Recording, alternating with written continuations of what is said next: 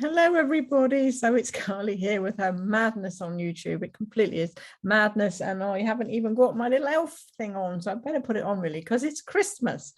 And I'm talking to lots of people all over the world about their Christmas. I've learned all about Israel. I've learned about Germany. I've learned about Rose, my daughter-in-law. She's played us a Christmas song on hers.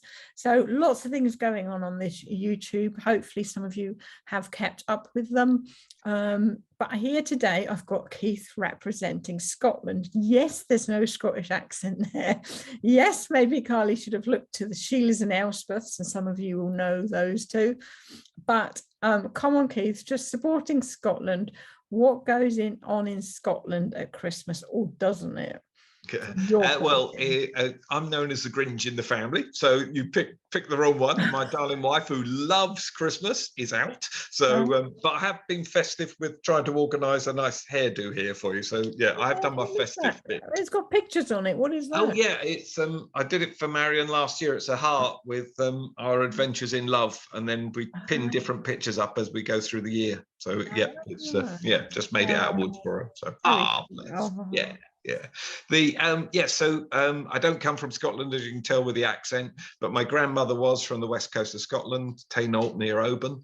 And I remember as a child, she was very big on Hogmanay, which is New Year in Scotland. And the Christmas was celebrated and everything, but it didn't seem as big. I did have a quick look to understand why that was. And apparently it was only in the 50s or 60s that Scotland actually adopted Christmas properly.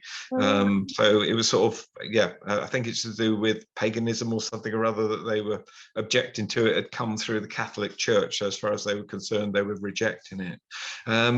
Hogmanay, they do have big parties in most cities and certainly towns and things. And certainly my gran and friends I worked with who were Scottish, they would, on Hogmanay, they would disappear out of the house as, teenagers in their early 20s, and they wouldn't turn up till about the 2nd or 3rd of January. Literally would just crash out in houses around. So it's definitely a big Hogmanay or New Year's Eve rather than Christmas sort of thing.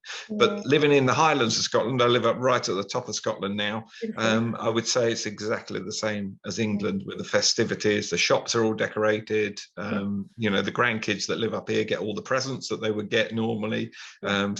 Christmas is as big as it is in the UK, I would certainly say. Carol services, you talk about Christmas Eve, what do you do? Christmas Eve, I've got a friend who I actually drive him around a lot because he can't drive because of medical things, and he goes to something called a watch night service. I don't think we have that in England. This is Church of Scotland. I'd not heard of it before, but basically there's about half an hour of Christmas carols around 11:30ish, and then just before midnight it goes into a watch night service where they literally just observe going through midnight, and I think it's to do with following the star and that sort of thing. So I'll go along with him because the carols are quite good fun and everything. Yeah, a bit like midnight mass, they kind of call it. It's like midnight mass, but it's definitely I've called it that before and been not criticised, but correct, shall we say? Yeah. What's your favourite part of Christmas? Have you got? I know you're a Grinch, but is there a favourite? Is there a Christmas film you like, or anything at all? Yeah, I still go for the the controversial Christmas movie of all time, Die Hard. So I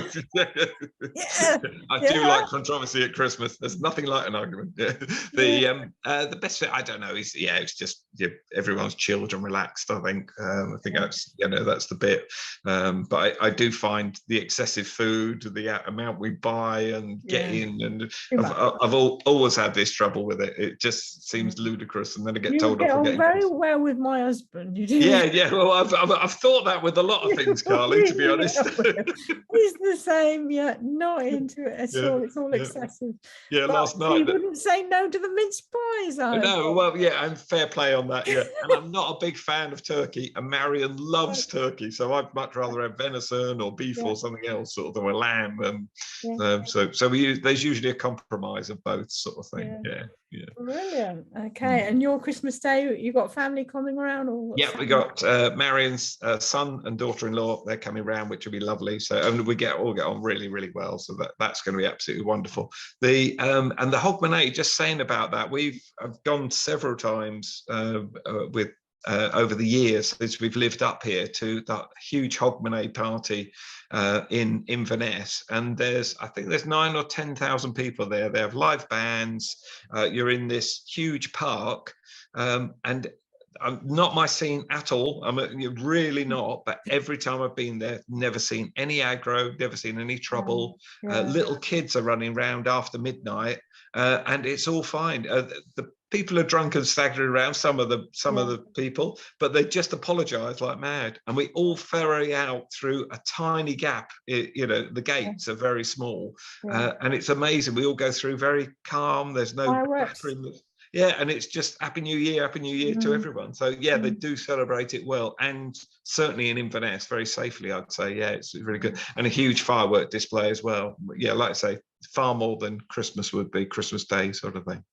Brilliant. Well, thank you for talking. Is there anything? The other reason I was kind of drawn to doing these things is really maybe for somebody struggling, maybe through loss, or I know you got personal loss. Obviously, you lost, your wife, but anything that you'd like to say to anybody else that may be struggling, particularly maybe with loss at this time of year, because it can really bring it up, can't it? Yeah, it can. And certain songs and everything can bring it up, of the missing of them and everything. The only thing I've found is, thinking back to the Christmases you had, to the lovely times that you've had and enjoyed and experienced with them, because our memories are the things that can carry us through all these things, and also, from a very personal point of view, we will be, love never dies. So it doesn't matter what the seasons are. If you love that person and that person loves you, and it will never ever die and never leave you. And we know we're going to be back together. So that's just a lovely. That's what gets you through. Special thought to Mary on Christmas Day with your lunch. Yeah, oh, definitely. Would you have liked Christmas lunch? Would she have been? She'd have been big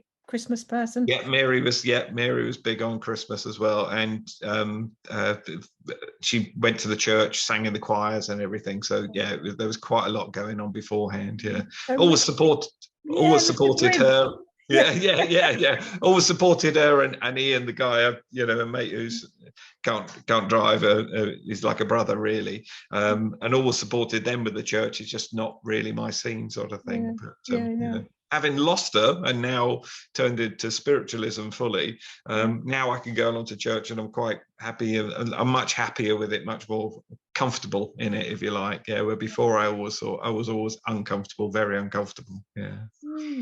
So something came out of that passing then, really? Oh, definitely. Yeah, I've learned more, more since Mary's gone, than, all the years I had with Mary on the planet, sort of thing. And I now look at it that to have that amount of love and then to go that low is actually a privilege to then come back out the other side and to be able to look back at it all.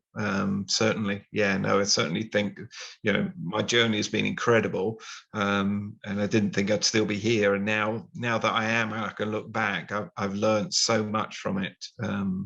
And the one thing I keep meaning to write about, and I will get on and write about it, is, our now is the only thing. When people are suffering and things, is there anything that's actually making you suffer for this specific moment? Or are you actually, this moment, is it okay? Is everything as it should be? Because I really truly believe that if it wasn't as it should be, it wouldn't be this way, so that's what I've sort of come to terms with, if you like. But at some stages you just can't face that. You can't get down that. You just can't get to that place, sort of thing. You need something to get you there. Yeah, certainly. And you have to take things. I was talking to somebody else, and they said, it might be minute by minute, it might be hour by hour, but yes, slow, don't you? Yeah, well, literally now, isn't it? Because in 10 minutes' time, something could happen. 10 minutes ago, something might have happened, but actually, at this this time, this specific now, how are you? So yeah, if you can deal with, it's very difficult to deal with the now nows all the time. I mean, Buddhist monks spend literally all their lives trying to live in it. So now I'm a firm believer in it. Yeah, that this is the only time really that matters, and the influence of now has no, the thing I was writing the other day is now has no agenda. It doesn't want to make you happy. It doesn't want to make you sad. What you interpret as this now being happy or sad is only you. Nobody else can actually influence that. So that's very difficult to get your head around, but when you can start to move into it, it's really quite an amazing thing. I've got someone buzzing around the back of me. So somebody's telling you to say that one, as I said to you. Yeah, I think they're oh good, yes.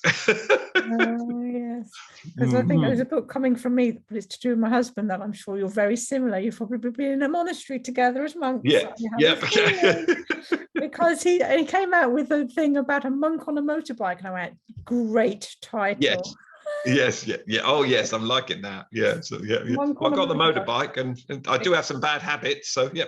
Yeah, he's got the motorbike, and I'm sure he's a monk too. So yeah. Brilliant. Thank you so much for talking to me on this Christmas sofa. You have a fantastic 2023, and I know we'll see each other again. Yeah. Oh, thank you, Carly, and Merry Christmas to everyone, and Happy Hogmanay as well. Absolutely. Thank you. You take care. Bye.